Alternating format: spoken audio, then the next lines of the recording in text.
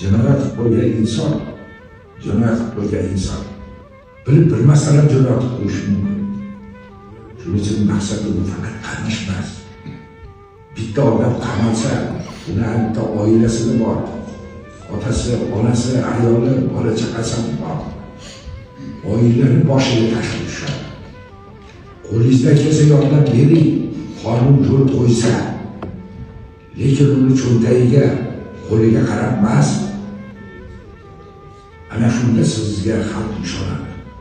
Men oldin ham aytganman 99-yillarda, hozir ham aytaman. Har bir ichki ishlar xodimi xalqni ichida bo'lishi kerak.